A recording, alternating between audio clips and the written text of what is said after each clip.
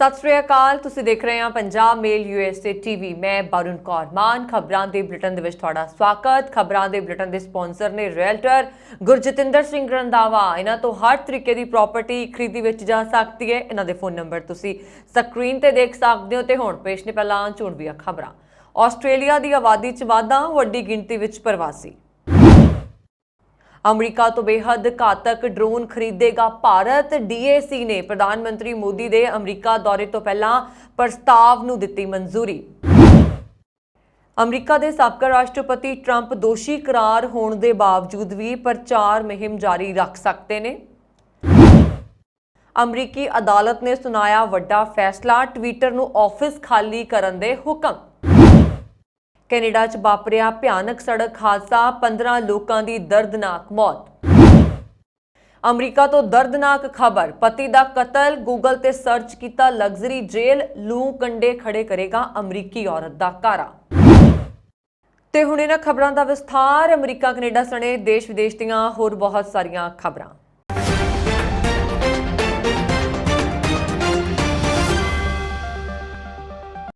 Australia की आबादी दसंबर 2022 के अंत तक लगभग 26.3 मिलियन पहुंच गई है, जो कि एक साल पहला नालों 4,96,800 लोगों का वाधा दर्शाती है। वीरवार को अधिकारित अंकड़ियां दे विच इस संबंधी खुलासा होया। समाचार एजेंसी शिन्हुआ की रिपोर्ट के मुताबिक आस्ट्रेलियाई ब्यूरो ऑफ स्टैटिस्टिक्स के अंकड़ियां तो पता चलता है कि 1.9% की सालाना आबादी वाधा दर प्रवास के नतीजे वजों 2008 तो बाद सब तो वध सी। ABS के अनुसार कुल विदेशी प्रवास तो आबादी के 3,87,000 लोगों का वाधा होया, जिस विच 6,19,600 लोग विदेशों तो देश विच आए, 2,32,600 लोग चले गए। ABS के जनसंख्या मुखी बैदर ने एक बयान च कहा है, अंतरराष्ट्रीय विद्यार्थियों की आमद की रिकवरी इतिहास उचाई वाल शुद्ध विदेशी प्रवास को बढ़ा रही है, जो कि रवानगी पिछले दहाके आम तौर पर देखे गए पद्धरां तो पछड़ रही है। कुदरती वाधा जिसकी गणना जन्म तो मौतां नूं घटा के की जाती है। 2022 च 1,09,800 लोग सन, जो कि 2021 तो लगभग 1/4 घट है। मौत दर 11.1% उस विच वाधा होया है। भारत के प्रधानमंत्री नरेंद्र मोदी के अमरीका दौरे के दौरान रक्षा मंत्रालय ने वीरवार को अमरीका तो MQ-9 रीपर ड्रोन खरीदण नूं मंजूरी दी है। सुरक्षा बारे कैबिनेट कमेटी जल्द ही इस बारे अंतिम फैसला लेगी। रक्षा सूत्रों ने दस्सिया कि प्रीडेटर ड्रोन के सौदे नूं अजे रक्षा अधिग्रहण परिषद की बैठक च मंजूरी दी गई है। दस्सिया गया है कि ड्रोन नूं लैके यह समझौता $3 अरब यानी कि करीब 24,000 करोड़ रुपए का होने वाला है। इस तहत 18 ड्रोन खरीदे जाएंगे। एक्वायर प्रस्ताव नूं हुण एक प्रक्रिया की पालना करनी पेगी, जिस तो बाद इसनूं सुरक्षा बारे कैबिनेट कमेटी द्वारा मंजूरी देनी पेगी। DAC अधिग्रहण बारे फैसला लैण लई रक्षा मंत्रालय की सर्वोच्च संस्था है। सारियां उच्च मुल दीआं प्राप्तियां नूं CCS के द्वारा अंतिम प्रवानगी दी गई है। भारतीय जल सेना इस सौदे के लिए प्रमुख एजेंसी है, जिस विच 15 ड्रोन अपनी जिम्मेवारी के खेतर च निगरानी के कामां लई समुद्री बल च जाणगे। तिन्हां सेवावां स्वदेशी स्रोतां तो इस तरह के मध्यम उचाई ते लंबी रेंज के ड्रोनां लई भी जाण की योजना बना रही ने। इस दौरान प्रधानमंत्री मोदी 21 तो 24 जून तक अमरीका के दौरे ते जाण वाले ने, जिथे अमरीकी राष्ट्रपति जो बाइडन व्हाइट हाउस विच उन्हां दी मेजबानी करनगे। प्रधानमंत्री वजों 9 साल के कार्यकाल के दौरान PM मोदी की यह पहली अमरीका की सरकारी यात्रा होगी। अपनी यात्रा के दौरान प्रधानमंत्री नरेंद्र मोदी दूजी बार अमरीकी कांग्रेस की सांझी बैठक नूं संबोधन करने वाले पहले भारतीय प्रधानमंत्री भी बन जाएंगे। भारतीय अमरीकियों ने कहा कि प्रधानमंत्री नूं अमरीकी कांग्रेस नूं संबोधन करने का सदा अमरीका और भारत के दरमियान संबंधों के इतिहासक महत्व की याद दिवाउंदा है, जो विश्व शांति और खुशहाली खास तौर पर हिंद प्रशांत खेतर विच उन्हां दे सांझे दृष्टिकोण ते वचनबद्धतावां नूं दर्शाउंदा है। MQ-9 रीपर ड्रोन के खंभां की लंबाई 20 मीटर है, जबकि कि ड्रोन की लंबाई 11 मीटर है। यह ड्रोन 27 घंटे लगातार उड़ सकता है। इन्ना ही नहीं, 444 किलोमीटर प्रति घंटा की रफ्तार के नाल हवा च उड़ सकता है। ड्रोन की सब तो वड्डी खासियत यह है कि 50,000 फुट की उचाई तक उड़ सकता है। यह ड्रोन 1746 किलोग्राम भार चुकण के उड्डण की समर्था भी रखता है। चाइना ते पाकिस्तान दीआं हरकतां ते नज़र रखण दे लई ड्रोन तैनात किए जाणगे। ਰਾਸ਼ਟਰਪਤੀ ਅਹੁਦੇ ਤੋਂ 2021 ਚ ਹਟਣ ਤੋਂ ਬਾਅਦ ਗੁਪਤ ਸਰਕਾਰੀ ਦਸਤਾਵੇਜ਼ ਨੂੰ ਗੈਰ ਕਾਨੂੰਨੀ ਰੂਪ ਦੇ ਨਾਲ ਆਪਣੇ ਕੋਲ ਰੱਖਣ ਨੂੰ ਲੈ ਕੇ ਦੋਸ਼ੀ ਕਰਾਰ ਦਿੱਤੇ ਜਾਣ ਦੇ ਬਾਵਜੂਦ ਅਮਰੀਕਾ ਦੇ ਸਾਬਕਾ ਰਾਸ਼ਟਰਪਤੀ ਡੋਨਲਡ ਟਰੰਪ ਵਾਈਟ ਹਾਊਸ ਵਿੱਚ ਇੱਕ ਹੋਰ ਕਾਰਜਕਾਲ ਲਈ ਆਪਣੀ ਪ੍ਰਚਾਰ ਮੁਹਿੰਮ ਜਾਰੀ ਰੱਖ ਸਕਦੇ ਨੇ। ਟਰੰਪ ਨੇ ਫਲੋਰੀਡਾ ਦੇ ਮਿਆਮੀ ਸਥਿਤ ਸੰਘੀ ਭਵਨ 'ਚ ਗੁਪਤ ਦਸਤਾਵੇਜ਼ ਦੇ ਨਾਲ ਛੇੜਛਾੜ ਕਰਨ ਦੇ ਨਾਲ ਜੁੜੇ ਦੋਸ਼ਾਂ 'ਚ ਖੁਦ ਨੂੰ ਨਿਰਦੋਸ਼ ਦੱਸਿਆ ਹੈ। ਉਹਨਾਂ ਨੂੰ ਰਸਮੀ ਰੂਪ ਦੇ ਨਾਲ ਮਿਆਮੀ ਅਦਾਲਤ 'ਚ ਪੇਸ਼ ਕੀਤਾ ਗਿਆ। ਅਮਰੀਕਾ 'ਚ ਪਹਿਲੀ ਵਾਰ ਇੱਕ ਸਾਬਕਾ ਰਾਸ਼ਟਰਪਤੀ ਖਿਲਾਫ ਸੰਘੀ ਦੋਸ਼ ਲਗਾਏ ਗਏ ਨੇ। ਟਰੰਪ 2024 ਦੀਆਂ ਰਾਸ਼ਟਰਪਤੀ ਚੋਣਾਂ 'ਚ ਰਿਪਬਲਿਕਨ ਪਾਰਟੀ ਦੇ ਵੱਲੋਂ ਉਮੀਦਵਾਰੀ ਦੀ ਦੌੜ 'ਚ ਸਭ ਤੋਂ ਅੱਗੇ ਨੇ। ਮਾਹਿਰਾਂ ਦੇ ਅਨੁਸਾਰ ਜੇਕਰ ਟਰੰਪ ਨੂੰ ਦੋਸ਼ੀ ਕਰਾਰ ਦਿੱਤਾ ਜਾਂਦਾ ਹੈ ਤਾਂ ਕੋਈ ਵੀ ਦੋਸ਼ ਉਹਨਾਂ ਨੂੰ ਅਹੁਦਾ ਗ੍ਰਹਿਣ ਕਰਨ ਤੋਂ ਰੋਕ ਨਹੀਂ ਸਕੇਗਾ। ਸੁਣਵਾਈ ਹੁਣ ਤੋਂ ਲੈ ਕੇ ਕਈ ਮਹੀਨਿਆਂ ਤੱਕ ਚੱਲੇਗੀ ਅਤੇ ਟਰੰਪ ਇਸ ਸਮੇਂ ਦੌਰਾਨ ਪ੍ਰਚਾਰ ਕਰ ਸਕਦੇ ਨੇ।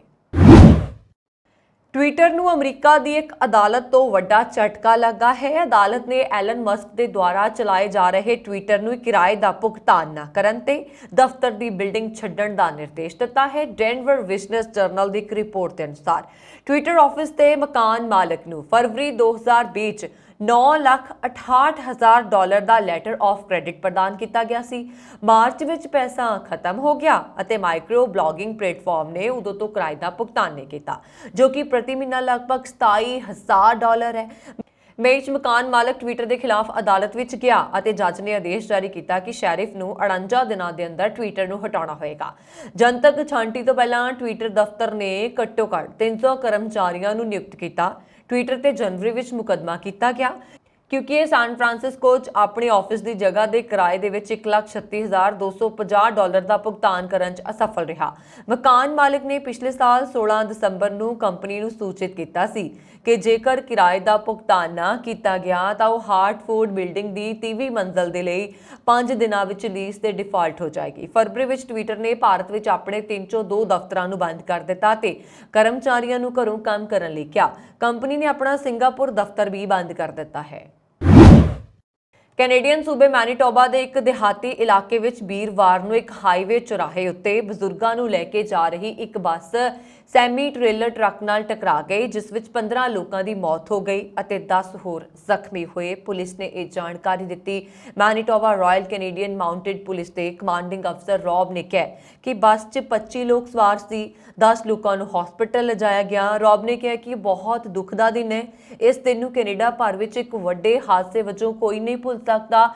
ਪੁਲਿਸ ਨੇ ਅੱਗੇ ਦੱਸਿਆ ਹੈ ਕਿ ਇਹ ਘਟਨਾ ਵਿਨੀਪੈਗ ਦੇ ਪੱਛਮ ਦੇ ਵਿੱਚ ਕਾਰੂਬੇਰੀ ਕਸਬੇ ਦੇ ਨੇੜੇ ਵਾਪਰੀ ਹੈ, ਜਦੋਂ ਡਾਊਫਿਨ ਸ਼ਹਿਰ ਤੋਂ ਸੀਨੀਅਰ ਨਾਗਰਿਕਾਂ ਨੂੰ ਲੈ ਕੇ ਜਾ ਰਹੀ ਬੱਸ ਨੂੰ ਹਾਈਵੇ ਤੇ ਲੇਨ ਪਾਰ ਕਰਦੇ ਸਮੇਂ ਟਰੱਕ ਨੇ ਟੱਕਰ ਮਾਰੀ। Manitoba royal Canadian mounted police ਦੀ ਕਮਾਂਡ ਕਰਨ ਵਾਲੇ ਅਸਿਸਟੈਂਟ ਕਮਿਸ਼ਨਰ ਰੌਬ ਨੇ ਕਿਹਾ, ਅਫਸੋਸ ਦੀ ਗੱਲ ਹੈ ਕਿ ਇਹ ਮੈਨੀਟੋਬਾ ਅਤੇ ਪੂਰੇ ਕੈਨੇਡਾ 'ਚ ਇੱਕ ਅਜਿਹਾ ਦਿਨ ਹੈ ਜਿਸ ਨੂੰ ਇੱਕ ਤਰਾਸਦੀ ਅਤੇ ਅਵਿਸ਼ਵਾਸਯੋਗ ਉਦਾਸੀ ਵਜੋਂ ਯਾਦ ਕੀਤਾ ਜਾਏਗਾ।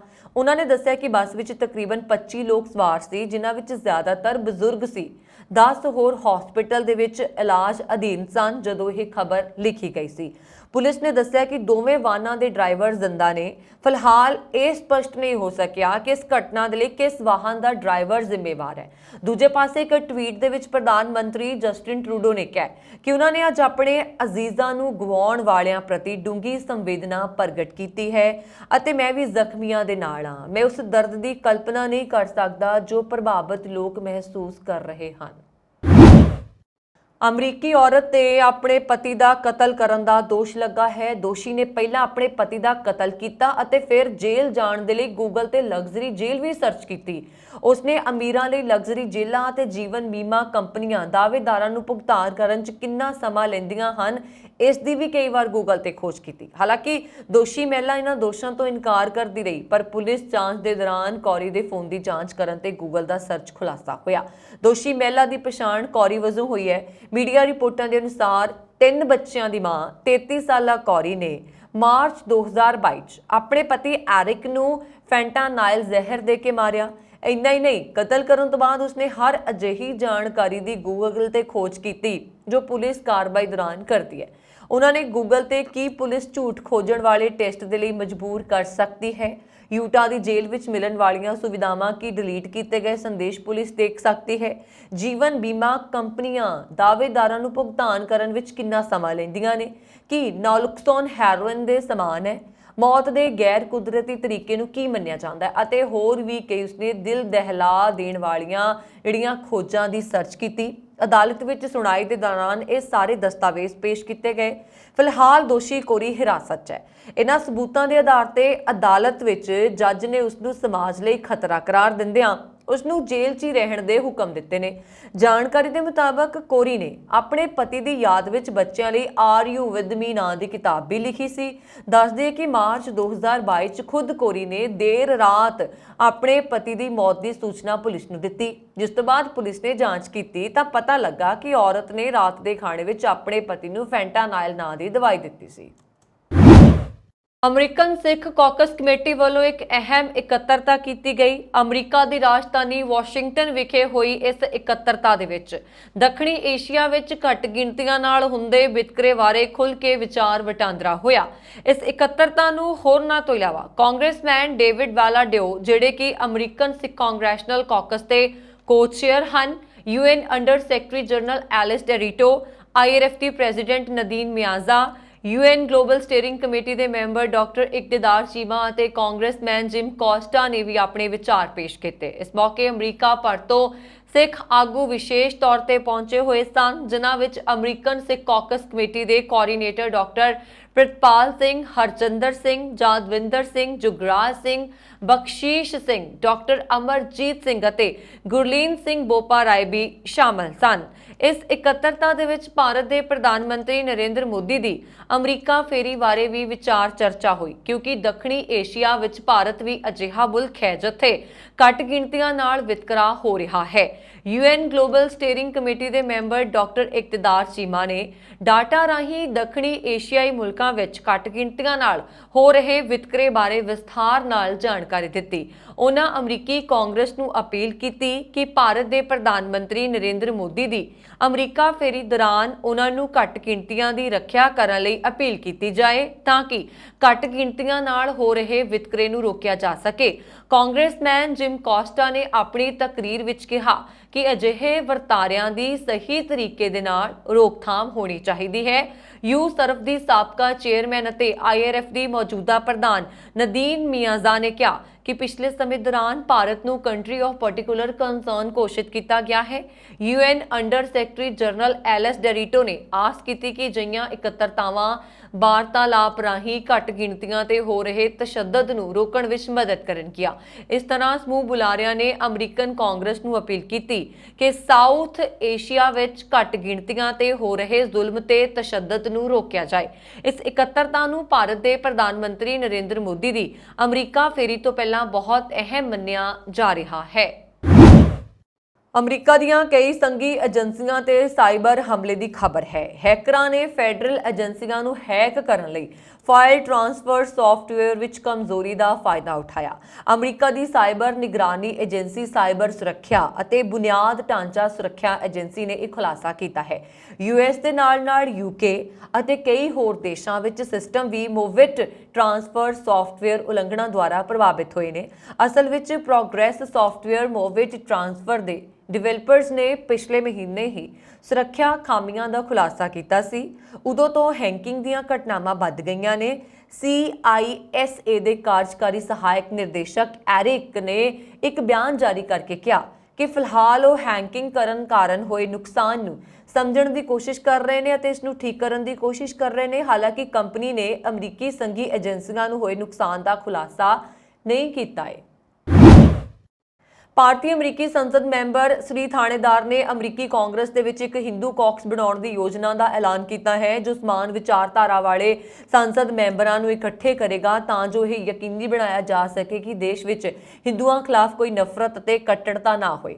ਮਿਸ਼ੀਗਨ ਦੇ 13ਵੇਂ ਜ਼ਿਲ੍ਹੇ ਦੇ ਨੁਮਾਇੰਦਗੀ ਕਰਨ ਵਾਲੇ ਥਾਣੇਦਾਰਾਂ ਨੇ ਬੁੱਧਵਾਰ ਨੂੰ ਕੈਪੀਟਲ ਵਿਜ਼ਿਟਰ ਸੈਂਟਰ ਵਿੱਚ ਪਹਿਲੇ ਹਿੰਦੂ ਅਮਰੀਕੀ ਸੰਮੇਲਨ 'ਚ ਇਹ ਐਲਾਨ ਕੀਤਾ।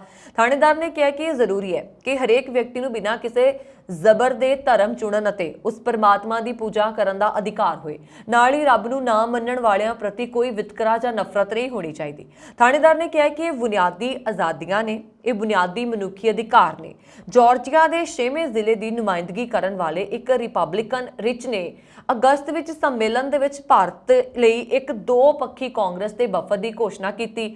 ਮੈਕਾ ਕਾਰਮਿਕ ਨੇ ਕਿਹਾ ਕਿ ਮੇਰੇ ਮਨ ਦੇ ਵਿੱਚ ਇਸ ਪ੍ਰਵਾਸੀ ਆਬਾਦੀ ਲਈ ਬਹੁਤ ਸਨਮਾਨ ਹੈ ਜਿਸ ਨੇ ਅਮਰੀਕਾ 'ਚ ਬਹੁਤ ਕੁਝ ਕੀਤਾ ਹੈ। ਮੈਂ ਕਾਰਮਿਕ ਨੇ ਕਿਹਾ ਕਿ ਉਹਨਾਂ ਨੇ ਵਾਰ-ਵਾਰ ਕਿਹਾ ਕਿ ਭਾਈਚਾਰਾ ਜਾਗਰੂਕ ਹੈ ਅਤੇ ਮਹਿਸੂਸ ਕਰਦਾ ਹੈ ਕਿ ਉਹਨਾਂ ਦੇ ਕੋਲ ਅਸਲ 'ਚ ਅਮਰੀਕਾ ਦੇ ਅਗਲੇ ਰਾਸ਼ਟਰਪਤੀ ਨੂੰ ਚੁਣਨ ਦੀ ਸ਼ਕਤੀ ਹੈ। ਉਹਨਾਂ ਨੇ ਕਿਹਾ ਕਿ ਮੈਂ ਇਹ ਕੇਵਲ ਕਹਿਣ ਦੇ ਲਈ ਨਹੀਂ ਕਹਿ ਰਿਹਾ, ਤੁਹਾਡੇ ਕੋਲ ਅਸਲ ਸ਼ਕਤੀ ਹੈ। ਅਮਰੀਕਨ 4 ਹਿੰਦੂਜ਼ ਦੇ ਦੁਆਰਾ ਆਯੋਜਿਤ ਅਤੇ 20 ਹੋਰ ਸੰਗਠਨਾਂ ਦੇ ਦੁਆਰਾ ਸਮਰਥਨ ਪ੍ਰਾਪਤ ਇਸ ਸੰਮੇਲਨ ਦੇ ਵਿੱਚ ਦੇਸ਼ ਭਰ ਦੇ ਹਿੰਦੂ ਭਾਈਚਾਰੇ ਦੇ ਨੇਤਾਵਾਂ ਨੇ ਭਾਗ ਲਿਆ। ਅਮਰੀਕਾ ਦੇ ਸਾਬਕਾ ਰਾਸ਼ਟਰਪਤੀ ਡੋਨਲਡ ਟਰੰਪ ਅਤੇ ਉਹਨਾਂ ਦੀ ਪਤਨੀ ਮੈਲਾਨੀਆ ਟਰੰਪ ਵਿਚਾਲੇ ਦੂਰੀ ਦੇਖਣ ਨੂੰ ਮਿਲੀ ਹੈ। ਹਾਲ ਹੀ ਦੇ ਦਿਨਾਂ 'ਚ ਜਦੋਂ ਵੀ ਡੋਨਲਡ ਟਰੰਪ ਅਦਾਲਤ ਵਿੱਚ ਪੇਸ਼ ਹੋਏ ਤਾਂ ਮੈਲਾਨੀਆ ਨੂੰ ਉਹਨਾਂ ਨਾਲ ਨਹੀਂ ਦੇਖਿਆ ਗਿਆ। ਇਸ ਤੋਂ ਬਾਅਦ ਇਹ ਚਰਚਾ ਦਾ ਵਿਸ਼ਾ ਬਣ ਗਿਆ ਹੈ। ਡੋਨਲਡ ਟਰੰਪ ਹਾਲ ਹੀ ਦੇ ਸਮੇਂ 'ਚ ਕਈ ਵਾਰ ਅਦਾਲਤ 'ਚ ਪੇਸ਼ ਹੋਏ ਨੇ। ਉਹਨਾਂ ਦੀ ਪੇਸ਼ਕਾਰੀ ਦੇ ਦੌਰਾਨ ਉਹਨਾਂ ਦੇ ਨਾਲ ਦੋਸਤ ਅਤੇ ਸਮਰਥਕ ਦਿਖਾਈ ਦਿੱਤੇ, ਪਰ ਮੈਲਾਨੀਆ ਲਾਪਤਾ ਹੈ। ਓਯੋ ਯੂਨੀਵਰਸਿਟੀ ਦੇ ਵਿੱਚ ਇਤਿਹਾਸ ਦੀ ਪ੍ਰੋਫੈਸਰ ਕੈਥਰੀਨ ਨੇ ਕਿਹਾ ਕਿ ਜਦੋਂ ਵੀ ਅਮਰੀਕੀ ਰਾਜਨੇਤਾ ਕਿਸੇ ਸਕੈਂਡਲ ਜਾਂ ਸੰਕਟ ਵਿੱਚ ਫਸਿਆ ਹੁੰਦਾ ਹੈ ਤਾਂ ਉਸ ਦੀ ਪਤਨੀ ਉਸ ਦੇ ਨਾਲ ਖੜੀ ਹੁੰਦੀ ਹੈ। ਪ੍ਰੋਫੈਸਰ ਨੇ ਕਿਹਾ ਕਿ ਹਾਲ ਹੀ ਦੇ ਸਮੇਂ 'ਚ ਉਹਨਾਂ ਦੀ ਪਤਨੀ ਮੈਲਾਨੀਆ ਨੂੰ ਡੋਨਲਡ ਟਰੰਪ ਦੇ ਨਾਲ ਜਨਤਕ ਤੌਰ ਤੇ ਨਹੀਂ ਦੇਖਿਆ ਗਿਆ। ਉਹਨਾਂ ਨੇ ਨੋਟ ਕੀਤਾ ਕਿ ਉਸਦੇ ਪਤੀ ਦੇ ਹਾਲ ਹੀ ਵਿੱਚ ਜਨਤਕ ਪੇਸ਼ਕਾਰੀ ਦੇ ਦੌਰਾਨ ਮੈਲਾਨੀਆ ਦੀ ਗੈਰ ਹਾਜ਼ਰੀ ਨੂੰ ਨੋਟ ਕੀਤਾ ਜਾਣਾ ਚਾਹੀਦਾ ਹੈ। ਇਸ ਤੋਂ ਪਹਿਲਾਂ ਅਪ੍ਰੈਲ ਮਹੀਨੇ 'ਚ ਵੀ ਜਦੋਂ ਟਰੰਪ ਇਸ ਮਾਮਲੇ 'ਚ ਅਦਾਲਤ ਦਾ ਸਾਹਮਣਾ ਕਰ ਰਹੇ ਸਨ ਤਾਂ ਮੈਲਾਨੀਆ ਕਿਤੇ ਨਜ਼ਰ ਨਹੀਂ ਆ ਰਹੇ ਸਨ। ਹਾਲਾਂਕਿ ਇਸ ਦੌਰਾਨ ਟਰੰਪ ਦੀ ਧੀ ਅਤੇ ਜਵਾਈ ਵੀ ਨਜ਼ਰ ਨਹੀਂ ਆਏ ਅਤੇ ਪਰ ਇਸ ਦਾ ਕਾਰਨ ਇਹ ਸੀ ਕਿ ਦੋਵੇਂ ਛੁੱਟੀਆਂ ਮਨਾ ਰਹੇ ਸਨ, ਇਸ ਲਈ ਉਹਨਾਂ ਨਾਲ ਪੇਸ਼ ਨਹੀਂ ਹੋਏ। ਮੈਲਾਨੀਆ ਦੀ ਗੈਰ ਹਾਜ਼ਰੀ ਤੇ ਸਵਾਲ ਉਠਾਏ ਜਾ ਰਹੇ ਨੇ ਕਿ ਮੈਲਾਨੀਆ ਨੇ ਸੰਕਟ ਦੀ ਘੜੀ 'ਚ ਟਰੰਪ ਨੂੰ ਇਕੱਲਾ ਛੱਡ ਦਿੱਤਾ।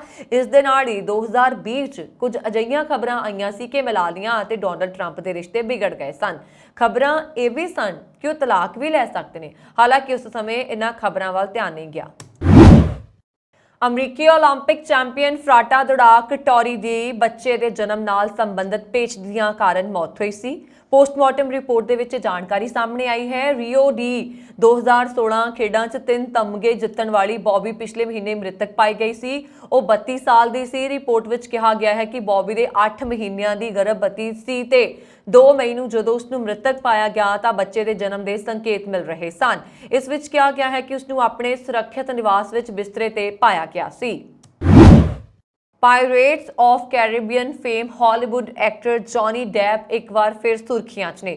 ਕਾਰਨ ਹੈ ਉਹਨਾਂ ਦੀ ਸਾਬਕਾ ਪਤਨੀ ਐਂਬਰ ਹਰਡ, ਪਰ ਜੋ ਤੁਸੀਂ ਸੋਚ ਰਹੇ ਹੋ ਅਜਿਹਾ ਕੁਝ ਨਹੀਂ ਹੈ। ਇਸ ਵਾਰ ਕੋਈ ਕਾਨੂੰਨੀ ਲੜਾਈ ਨਹੀਂ ਹੈ। ਦਰਅਸਲ ਮਾਨਹਾਨੀ ਦਾ ਕੇਸ ਜਿੱਤਣ ਤੋਂ ਬਾਅਦ ਜੌਨੀ ਨੇ ਐਂਬਰ ਤੋਂ ਮਿਲੇ ਪੈਸੇ ਦਾਨ ਕਰ ਦਿੱਤੇ ਨੇ। ਇਹ ਰੁਪਏ ਬੱਚਿਆਂ ਦੀ ਪੜ੍ਹਾਈ ਅਤੇ ਸਿਹਤ ਦੀ ਮਦਦ ਦੇ ਲਈ ਦਾਨ ਕੀਤੇ ਜਾਣਗੇ। ਇੱਕ ਰਿਪੋਰਟ ਦੇ ਵਿੱਚ ਮੰਗਲਵਾਰ ਨੂੰ ਇੱਕ ਸਰੋਤ ਦੇ ਹਵਾਲੇ ਨਾਲ ਕਿਹਾ ਗਿਆ ਹੈ ਕਿ ਜੌਨੀ ਡੈਪ ਨੇ ਮੇਕ ਏ ਫਿਲਮ ਫਾਊਂਡੇਸ਼ਨ ਦਾ ਪੈਂਡੈਂਟ ਟਰਟਲ, ਰੈੱਡ ਫੈਦਰ, ਮਾਰਲਨ ਬ੍ਰਾਂਡੋ ਦੀ ਟੈਟੋਰੀਆ ਸੁਸਾਇਟੀ ਚੈਰਿਟੀ ਅਤੇ ਐਮਾਜ਼ੋਨੀਆ ਫੰਡ ਅਲਾਇੰਸ ਸਮੇਤ ਸੈਟਲਮੈਂਟ ਫੰਡਾਂ ਨੂੰ ਦਾਨ ਕਰਨ ਦੇ ਲਈ 5 ਚੈਰਿਟੀਜ਼ ਨੂੰ ਚੁਣਿਆ। ਸਰੋਤ ਦੇ ਮੁਤਾਬਕ ਅਭਿਨੇਤਾ ਨੇ 5 ਚੈਰਿਟੀਆਂ ਦੇ ਵਿੱਚੋਂ ਹਰੇਕ ਨੂੰ $2 ਲੱਖ ਦਾਨ ਕਰਨ ਦੀ ਯੋਜਨਾ ਬਣਾਈ ਸੀ। ਜੌਨੀ ਨੇ ਐਂਬਰ ਨੇ ਕਈ ਸਾਲਾਂ ਤੱਕ ਡੇਟਿੰਗ ਕਰਨ ਤੋਂ ਬਾਅਦ 2015 'ਚ ਆਪਣੇ ਲਾਸ ਏਂਜਲਸ ਦੇ ਘਰ ਵਿੱਚ ਇੱਕ ਗੁਪਤ ਵਿਆਹ ਕੀਤਾ। ਐਂਬਰ ਨੇ 23 ਮਈ 2016 ਨੂੰ ਜੌਨੀ ਦੇ ਤਲਾਕ ਲਈ ਅਰਜ਼ੀ ਦਾਇਰ ਕੀਤੀ।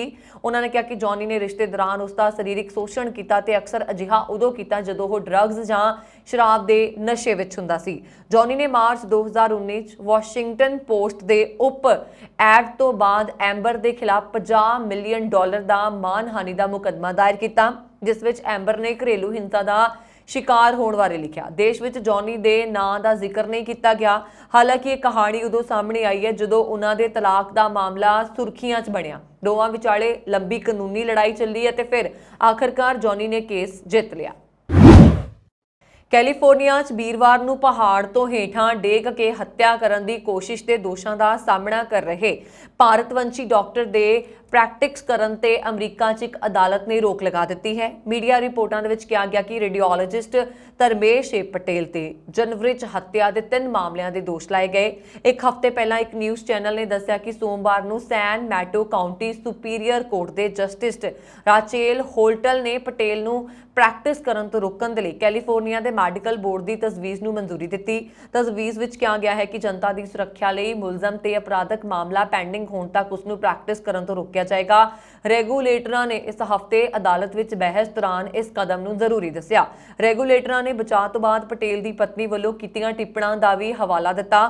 ਪਟੇਲ ਦੀ ਪਤਨੀ ਨੇ ਐਮਰਜੈਂਸੀ ਮੁਲਾਜ਼ਮ ਨੂੰ ਕਿਹਾ ਕਿ ਪਟੇਲ ਨੇ ਅਜਿਹਾ ਜਾਣਬੁੱਝ ਕੇ ਕੀਤਾ। ਕੈਲੀਫੋਰਨੀਆ ਦੇ ਪਾਸਾਡੇਨਾ ਨਿਵਾਸੀ ਪਟੇਲ ਆਪਣੀ ਗ੍ਰਿਫਤਾਰੀ ਤੋਂ ਬਾਅਦ ਬਿਨਾਂ ਜ਼ਮਾਨਤ ਦੇ ਸੈਨ ਮੈਟੋ ਕਾਉਂਟੀ ਜੇਲ੍ਹ 'ਚ ਬੰਦ ਹੈ। ਵਾਈਟ ਹਾਊਸ ਨੇ ਕਿਹਾ ਕਿ ਪ੍ਰਧਾਨ ਮੰਤਰੀ ਨਰਿੰਦਰ ਮੋਦੀ ਦੀ ਸਰਕਾਰੀ ਯਾਤਰਾ ਜ਼ਰੀਏ ਅਮਰੀਕਾ ਇਹ ਸੰਦੇਸ਼ ਦੇਣਾ ਚਾਹੁੰਦਾ ਹੈ ਕਿ ਭਾਰਤ ਤੇ ਅਮਰੀਕਾ ਵਿਚਾਲੇ ਸਕਾਰਾਤਮਕ ਰਣਨੀਤਿਕ ਨਤੀਜਿਆਂ ਵਾਲੇ ਸੰਬੰਧ ਨੇ। ਮੋਦੀ ਨੂੰ ਰਾਸ਼ਟਰਪਤੀ ਬਾਈਡਨ ਤੇ ਪ੍ਰਥਮ ਮਹਿਲਾ ਜਿਲ ਬਾਈਡਨ ਨੇ ਅਧਿਕਾਰਕ ਸਰਕਾਰੀ ਦੌਰੇ ਦਾ ਸੱਦਾ ਦਿੱਤਾ ਹੈ। ਇਹ ਦੂਸਰਾ ਮੌਕਾ ਹੋਏਗਾ ਜਦੋਂ ਮੋਦੀ ਅਮਰੀਕੀ ਕਾਂਗਰਸ ਨੂੰ ਸੰਬੋਧਨ ਕਰਨਗੇ। ਇਸ ਤੋਂ ਪਹਿਲਾਂ 2016 'ਚ ਮੋਦੀ ਨੇ ਅਮਰੀਕੀ ਕਾਂਗਰਸ ਨੂੰ ਸੰਬੋਧਨ ਕੀਤਾ ਸੀ। ਅਮਰੀਕਾ ਭਾਰਤ ਵਪਾਰ ਪਰਿਸ਼ਦ ਦੇ ਸਾਲਾਨਾ ਭਾਰਤ ਵਿਚਾਰ ਸੰਮੇਲਨ ਦੌਰਾਨ ਮੁੱਖ ਰਾਸ਼ਟਰੀ ਉਪ ਸੁਰੱਖਿਆ ਸਲਾਹਕਾਰ ਜੌਨ ਫਾਈਨਰ ਨੇ ਕਿਹਾ ਕਿ ਸਾਲਾਂ ਤੋਂ ਪ੍ਰਸ਼ਾਸਨਾਂ ਵਿਚਾਲੇ ਸੰਬੰਧਾਂ ਨੂੰ ਮਜ਼ਬੂਤ ਕਰਨ ਦੇ ਬਾਅਦ ਅਮਰੀਕਾ ਭਾਰਤ ਸਾਂਝੇਦਾਰੀ ਪਹਿਲਾਂ ਤੋਂ ਕਿਤੇ ਵੱਧ ਡੂੰਘੀ ਹੈ ਤੇ ਮੁਲਵਾਨ ਹੋਈ ਹੈ। ਉਹਨਾਂ ਨੇ ਕਿਹਾ ਕਿ ਅਸੀਂ ਜੋ ਸੰਦੇਸ਼ ਦੇਣਾ ਚਾਹੁੰਦੇ ਹਾਂ ਉਹ ਇਹ ਹੈ ਕਿ ਦੋਵਾਂ ਦੇਸ਼ਾਂ ਦੇ ਰਿਸ਼ਤੇ ਸਕਾਰਾਤਮਕ ਰਣਨੀਤਿਕ ਨਤੀਜਿਆਂ ਵਾਲੇ ਨੇ। ਉਹਨਾਂ ਨੇ ਕਿਹਾ ਸਾਨੂੰ ਲੱਗਦਾ ਹੈ ਕਿ ਅਸੀਂ ਬਹੁਤ ਜ਼ਿਆਦਾ ਡੂੰਘਾਈ ਨਾਲ ਜੁੜੇ ਹੋਏ ਹਾਂ ਤੇ ਕਈ ਵਿਸ਼ਵ ਮੁੱਦਿਆਂ ਤੇ ਇੱਕ ਦੂਸਰੇ ਨਾਲ ਮਹੱਤਵਪੂਰਨ ਰੂਪ ਨਾਲ ਹੋਰ ਨੇੜੇ ਆ ਰਹੇ ਹਾਂ।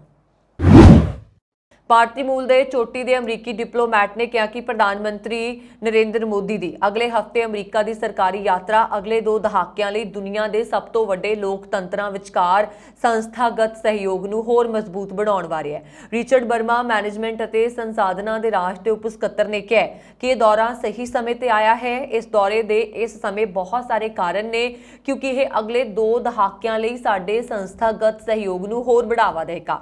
ਰਾਸ਼ਟਰਪਤੀ ਬਾਈਡਨ ਨੇ ਇਸ ਦੌਰੇ ਨੂੰ ਦੀ ਤਰਜੀਹ ਦਿੱਤੀ ਹੈ।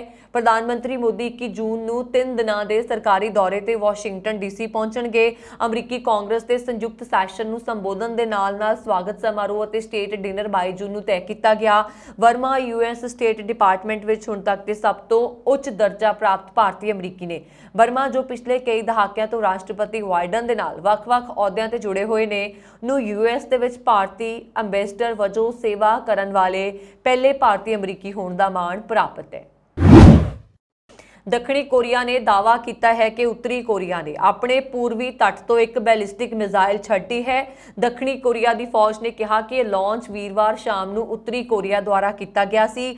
ਹਾਲਾਂਕਿ ਉਹਨਾਂ ਨੇ ਹੋਰ ਵੇਰਵੇ ਨਹੀਂ ਦਿੱਤੇ। ਇਸ ਤੋਂ ਪਹਿਲਾਂ ਵੀਰਵਾਰ ਨੂੰ ਦੱਖਣੀ ਕੋਰੀਆਈ ਅਤੇ ਅਮਰੀਕੀ ਸੈਨਿਕਾਂ ਨੇ ਕੋਰੀਆ ਦੇ ਉੱਚ ਸੁਰੱਖਿਆ ਵਾਲੇ ਸਰਹੱਦੀ ਖੇਤਰ 'ਚ ਗੋਲਾ ਬਰੂਦ ਨਾਲ ਵੱਡੇ ਪੱਧਰ ਤੇ ਫੌਜੀ ਅਭਿਆਸ ਕੀਤਾ ਸੀ, ਜਿਸ ਤੋਂ ਬਾਅਦ ਉੱਤਰੀ ਕੋਰੀਆ ਦੀ ਫੌਜ ਨੇ ਜਵਾਬੀ ਕਾਰਵਾਈ ਕਰਨ ਦੀ ਸਹੁੰ ਖਾਧੀ ਸੀ ਪਰ ਵੇਰਵੇ ਨਹੀਂ ਦਿੱਤੇ ਸਨ।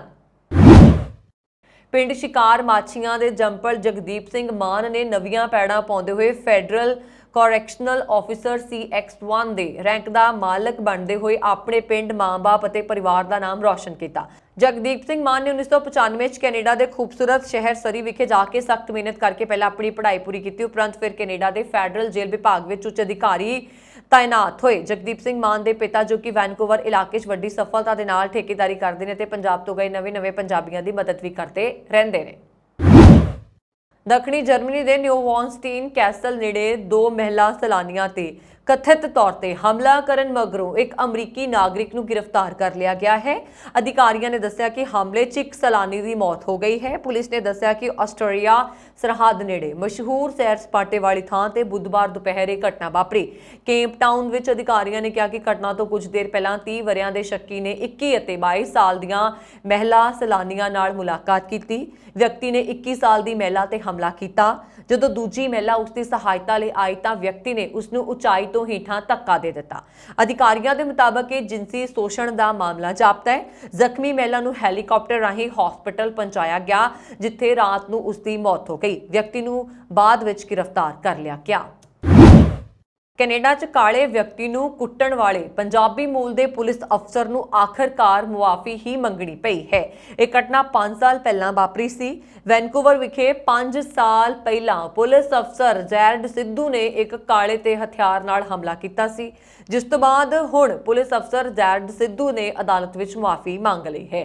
BC ਪ੍ਰੋਵਿੰਸ਼ੀਅਲ ਕੋਰਟ ਦੇ ਵਿੱਚ ਸੁਣਵਾਈ ਦੇ ਦੌਰਾਨ ਕਾਂਸਟੇਬਲ ਜੋਰਜ ਸਿੱਧੂ ਨੇ ਕਿਹਾ ਹੈ ਕਿ ਉਸ ਨੂੰ ਮਾਫੀ ਮੰਗਣ ਦੇ ਲਈ ਢੁਕਵੇਂ ਸ਼ਬਦ ਨਹੀਂ ਮਿਲ ਰਹੇ, ਪਰ ਆਪਣੀ ਹਰਕਤ ਤੇ ਸ਼ਰਮਿੰਦਗੀ ਮਹਿਸੂਸ ਕਰ ਰਿਹਾ ਹਾਂ। ਇਸ ਮਾਮਲੇ ਦੇ ਵਿੱਚ ਸੁਣਵਾਈ ਦੌਰਾਨ ਸਰਕਾਰੀ ਵਕੀਲ ਨੇ ਕਾਂਸਟੇਬਲ ਸਿੱਧੂ ਨੂੰ ਘੱਟੋ-ਘੱਟ 2 ਮਹੀਨੇ ਘਰ ਵਿੱਚ ਨਜ਼ਰਬੰਦ ਕਰਨ ਦੀ ਮੰਗ ਕੀਤੀ ਹੈ ਤੇ ਇਸ ਤੋਂ ਇਲਾਵਾ ਸਰਕਾਰ ਵਕੀਲ ਨੇ ਕਿਹਾ ਹੈ ਕਿ ਜਿਹੜਾ ਸਰਕਾਰੀ ਵਕੀਲ ਹੈ ਉਸਨੇ ਕਿਹਾ ਹੈ ਕਿ 1 ਸਾਲ ਦੀ ਪ੍ਰੋਵੇਸ਼ਨ ਅਤੇ ਅਪਰਾਧੀਆਂ ਵਾਲੇ ਰਿਕਾਰਡ ਵਿੱਚ ਸਿੱਧੂ ਸ਼ਾਮਲ ਨਾ ਹੋਣ। ਇਹਨਾਂ ਤੇ ਬਚਾਅ ਕਰਦੇ ਹੋਏ ਸਿੱਧੂ ਦੇ ਵਕੀਲ ਨੇ ਕਿਹਾ ਕਿ ਮੇਰੇ ਮੁਵੱਕਲ ਜਾਨੀ ਸਿੱਧੂ ਨੂੰ ਸ਼ਰਤਾਂ ਦੇ ਆਧਾਰ ਤੇ ਬਰੀ ਕੀਤਾ ਜਾਏ। ਵੈਨਕੂਵਰ ਪੁਲਿਸ ਦੇ ਵਿੱਚ ਕਾਂਸਟੇਬਲ ਤਾਇਨਾਤ ਜ਼ੈਡ ਸਿੱਧੂ ਦੀ ਉਮਰ ਕੇਵਲ ਹਲੇ 30 ਸਾਲ ਹੈ। ਸਿੱਧੂ ਵੈਨਕੂਵਰ ਪੁਲਿਸ ਵਿੱਚ ਫੀਲਡ ਡਿਊਟੀ ਕਰਦੇ ਨੇ। ਫਰਵਰੀ 2018 ਚ ਵਾਪਰੀ ਇਸ ਘਟਨਾ 'ਚ ਸਿੱਧੂ ਨੇ 22 ਸਾਲ ਦੇ ਇੱਕ ਕਾਲੇ ਨੌਜਵਾਨ ਨੂੰ ਲਾਲ ਬੱਤੀ ਲੱਗੀ ਹੋਣ ਕਾਰਨ ਸੜਕ ਪਾਰ ਕਰਨ ਤੇ ਰੋਕਿਆ ਸੀ ਅਤੇ ਗ੍ਰਿਫਤਾਰੀ ਦੌਰਾਨ ਦੋਵਾਂ ਵਿਚਾਲੇ ਖਿੱਚਾਤੂ ਵੀ ਹੋਈ। ਮਾਮਲੇ ਵਿੱਚ ਇਸ ਸਾਲ 13 ਫਰਵਰੀ 2023 ਨੂੰ ਸਿੱਧੂ ਨੂੰ ਹਮਲਾ ਕਰਨ ਦੇ ਜੁਰਮ ਦੇ ਵਿੱਚ ਦੋਸ਼ੀ ਕਰਾਰ ਦੇ ਦਿੱਤਾ ਗਿਆ।